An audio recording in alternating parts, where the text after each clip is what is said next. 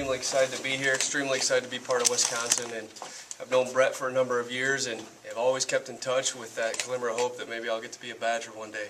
Had an opportunity to play against Wisconsin twice while I was at Bowling Green.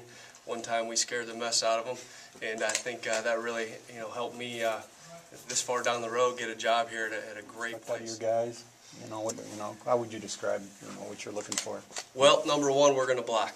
We're going to be the best blocking receivers in the country, and I know there's some other coaches around the country that might say that. We're going to do that, and I promise you're going to turn on the film. You're going to see I'm going to use that word, relentless group of receivers blocking.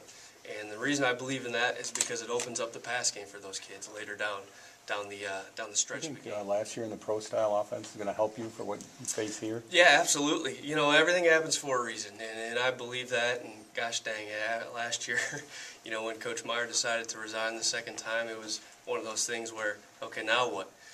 And I got a call from Western Kentucky and Willie Taggart, and he gave me an unbelievable opportunity to be an offense coordinator for the first time. And part of the deal was, hey, Zach, love the way you coach, love the things you've done. We're going to run Stanford's offense.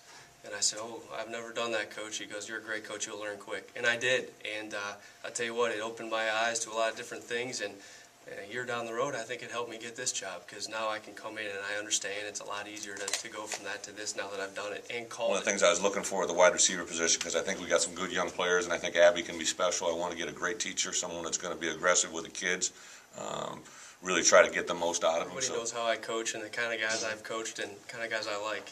And so I've been getting some text messages from some colleagues the last couple of days on how much I'm going to love coaching Abby. Yeah. And I'm really excited. I've watched him play. I mean, I'm hitting my wife on the couch here, during a couple of games. Like, look at this. He does everything. He punt return. He's blocking. He's the kind of kid I love to coach. So I'm really excited. Former walk-on, does that influence how you coach, do you think?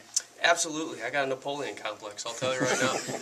I have an edge to me. I've always been like that. I was always the smallest, skinniest, whatever, and I had to earn a scholarship at Central Michigan. So, sure, absolutely. And I always thought that if I have to do all this stuff just to get some 15 snaps in a game, imagine if I can have a guy that's 3 times as athletic as me and teach him to do this stuff. Wow, what would we have? And so I think I've been able to do that. It's not always puppy dogs and roses out there. It gets a little hard. So I could really have a whole lot of aspirations to go to the pros ever, because I like to see a kid develop from freshman year to senior year, not only on the grass but off the grass.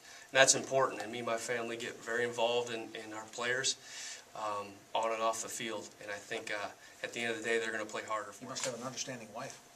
I do. I have a football coach's wife. She's great, and I got a great family. And, I have 2 daughters and a daughter on the way, so it's going to be a house full of princesses, not football players. So.